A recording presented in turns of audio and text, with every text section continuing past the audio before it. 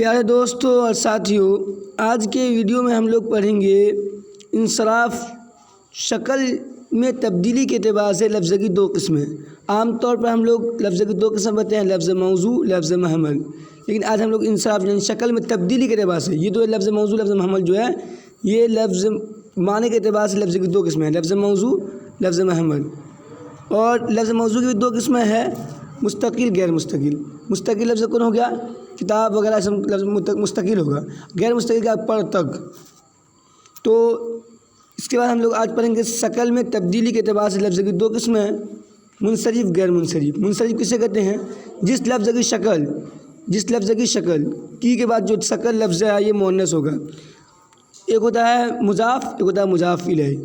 مضاف الیہ جملہ میں ہم لوگ کو مضاف کو نہیں دیکھنا ہے، مضاف الیہ سے پہلے اگر یا مضاف الیہ کو نہیں دیکھنا ہے، مضاف کو جو کی کے بعد جو ہوتا ہے وہ ہوتا ہے مضاف۔ کی سے پہلے جو لفظ ہوتا ہے وہ مضاف الیہ ہوتا ہے۔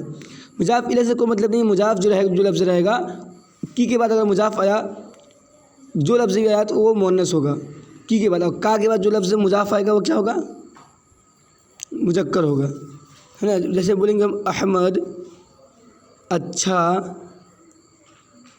ہے، تو یہ مضاف الیہ کیا ہو گیا؟ احمد، اچھا ہو گیا مضاف، تو احمد اچھا ہے۔ اسی طرح احمد کا ٹوپی، احمد کی ٹوپی کیا ہوگا؟ احمد کی ٹوپی۔ احمد کی ٹوپی کیوں ہوگا؟ احمد کی ٹوپی اس لیے ہوگا، ٹوپی کیا ہے؟ مؤنث ہے، اس لیے احمد کی ٹوپی۔ تو اس جملہ میں احمد ہو گیا مضاف الیہ، ٹوپی ہو گیا مضاف، کی کے بعد جو لفظ ہوتا ہے وہ مؤنث ہوتا ہے۔ اسی طرح احمد کا قلم ہوگا، ساجد کا قلم۔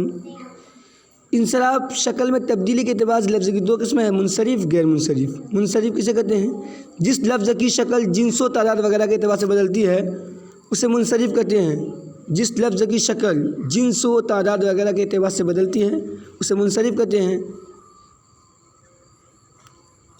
جس لفظ کی شکل جنس و تعداد وغیرہ کے اعتبار سے بدلتی ہے اسے منصرف کہتے ہیں۔ اس میں ضمیر، صفت اور فعل منصرف ہوتے ہیں، جیسے کتاب سے کتابوں، لڑکا سے لڑکوں، لڑکی سے لڑکیاں۔ غیر منصرف جس لفظ کی شکل نہیں بدلتی اسے غیر منصرف کہتے ہیں۔ غیر مستقل الفاظ یا حروف غیر منصرف ہوتے ہیں، جیسے پر، تک، اوپر، اندر، اس میں کیا ہو گیا؟ غیر منصرف۔